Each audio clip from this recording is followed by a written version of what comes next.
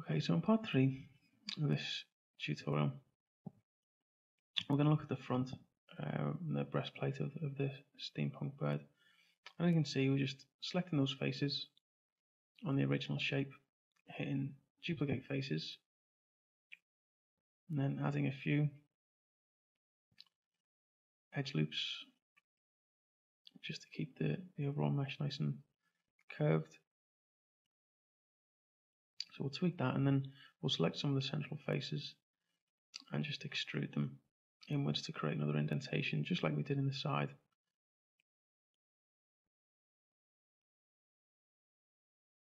Okay, so I had another couple of edge loops just because I wanted the indentation slightly further up. I didn't want it quite in the middle. So I just had another edge loop just to give myself a bit more options. And then we've selected those faces, just going to extrude them in exactly the same.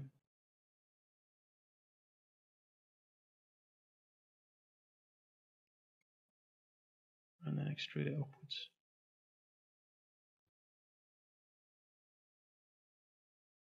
And flatten it out a little bit as well.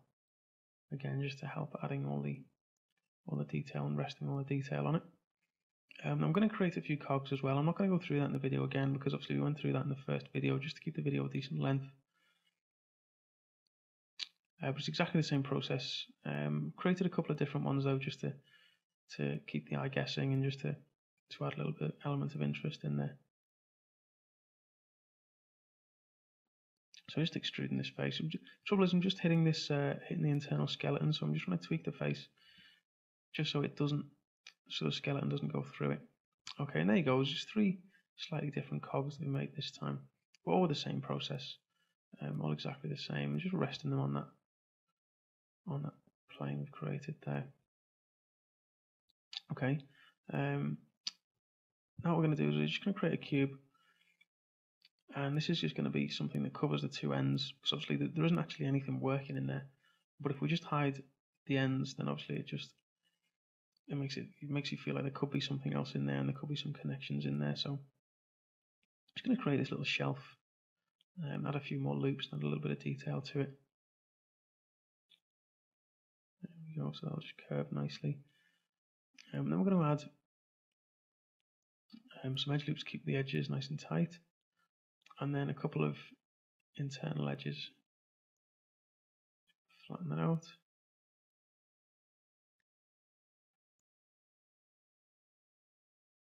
And again, we're just going to try and create a square in the middle, just so we can then manipulate the corners and just make a nice circular shape in the middle. So that's all we're doing here, is just tweaking the points just to get a nice circle in the middle of this cube.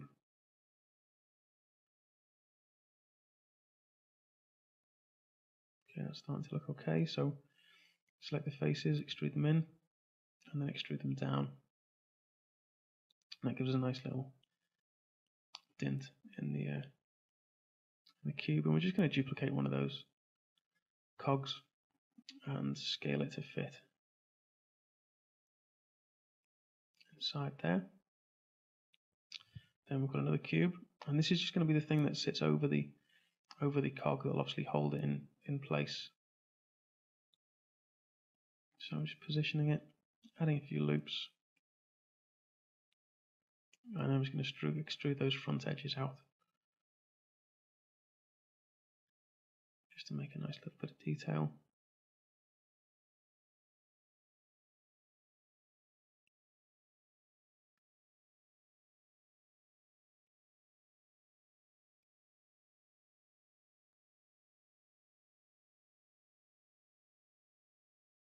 Okay, and again it's just about adding enough loops so that we can grab a couple of the points and create a nice circular shape. Because if everything's square, obviously it does make it pretty boring. So there we go. We're just going to extrude that down, extrude it and scale it in, and then extrude it back up again, and it'll give us a nice almost like a button effect.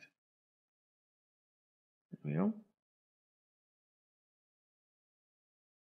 I'm just going to move some of these points just to curve the edges a little bit and add a few more edge loops just to keep it tight. There we go. Okay, then we're actually going to add a quad cylinder, and that's actually going to be something that does join that cog to the piece of geometry we've just created. So it's literally just going to be a small cylinder. Add a couple of edge loops to keep the top and the bottom edge nice and tight. And there we go. Just a lovely little bit of detail, and it'll stand up to quite close scrutiny if the camera gets close in.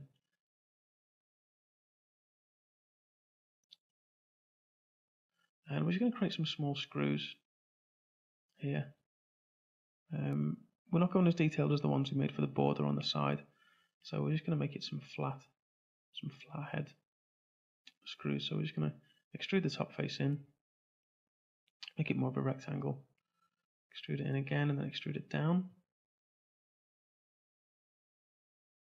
Add a couple of edge loops on the top, and then we can just duplicate that.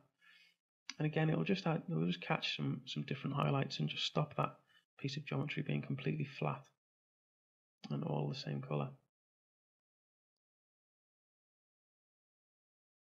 Okay, so there's be a nice little bit of detail there.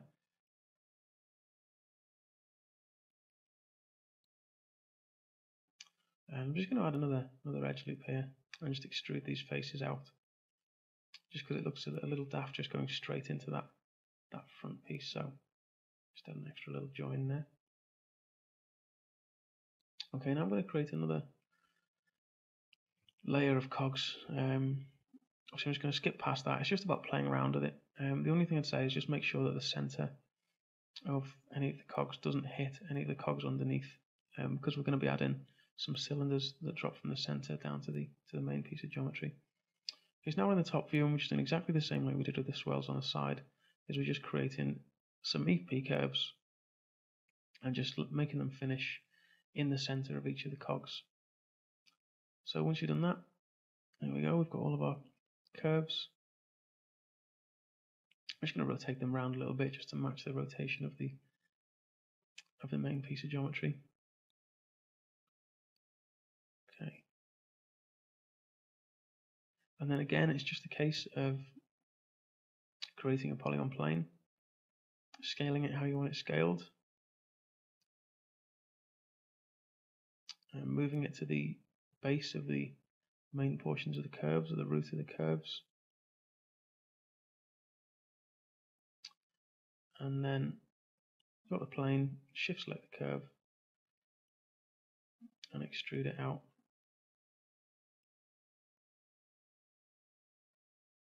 I'm just duplicating the plane for all of the roots first before anything else.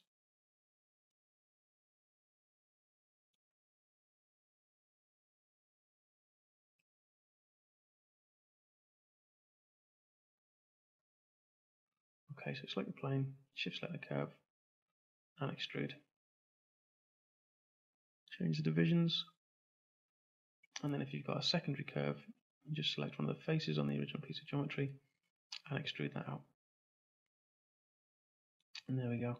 Now what we're going to do is we're going to go back into top view, and we're just going to make these end faces more of a cube, because again we want to create a circular shape on there, so we don't want it too elongated, and we want it all at nice angles to each other. So I'm just going to maneuver all these points in the top view and just make sure that all of these faces are right over the top of the center of the cogs and almost nice squares. And then we've changed the insert edge loop tool to multiple edge loops and one, so it'll put it right in the middle. So we're going to insert central edge loops on all of those pieces, and then again we can just go back in and just manipulate the shapes to create a more circular shape. Okay, and once you've done that, then you can select the faces of those circles. There we go, extrude them in, and exactly like we did on the piece of geometry above the other cog, extrude them in, extrude it down,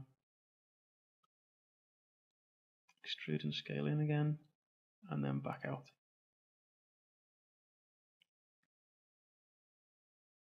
That just gives a nice little bit of detail. It'll just catch the light differently, it'll catch the reflections differently, and it'll really add to the realism.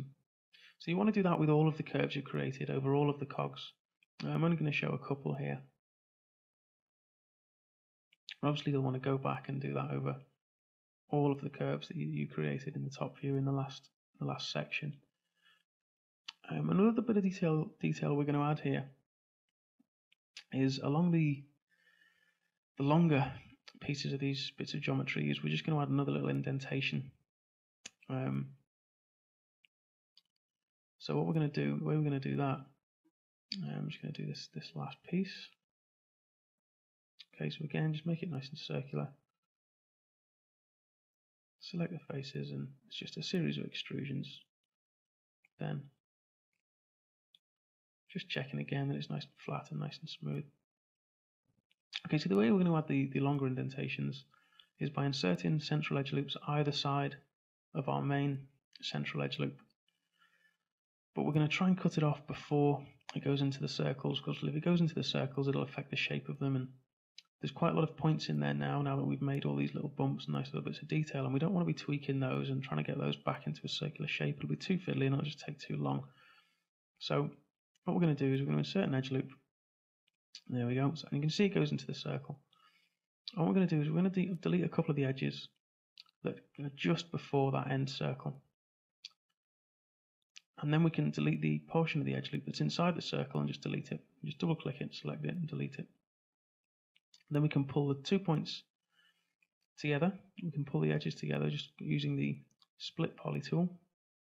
Again, you'll see we just select the edges, just delete them, and then we can select the portion of the edge loop that's in a circle, just delete it. Use the split poly tool to just finish the edge loops off that we've created, and then just delete that central edge, and it keeps us with a nice quad again. So one more time, just delete the edges. Delete the portion of the edge loop that's in the circle, finish off those edge loops that we've created, and then delete the center line.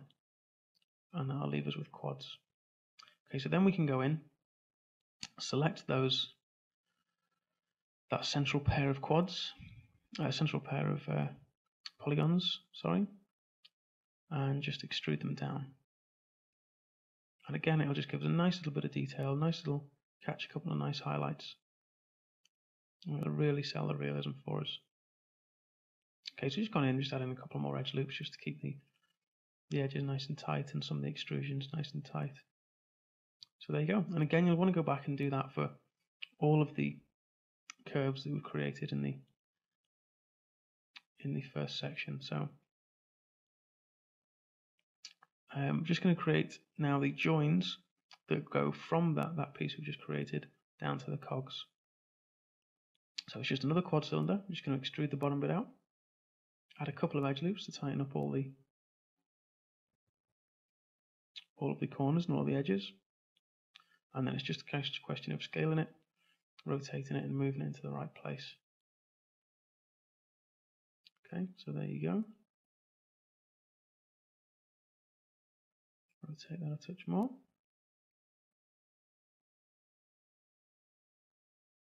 Just tighten the circle of verts on the cog,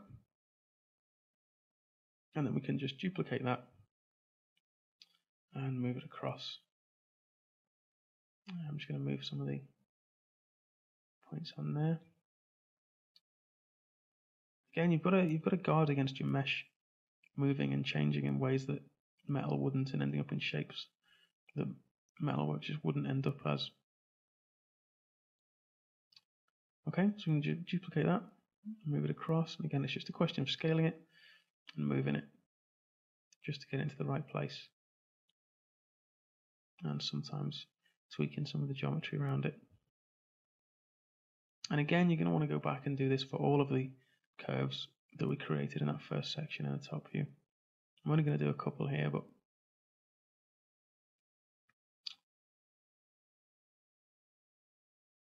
I've just missed off finishing off my cog there, so I'm just extruding one of the edges down and merging the points just to finish it off and make it complete so there's not a whole gap in the middle. There we go. And then we can finish placing the center portion of the cog.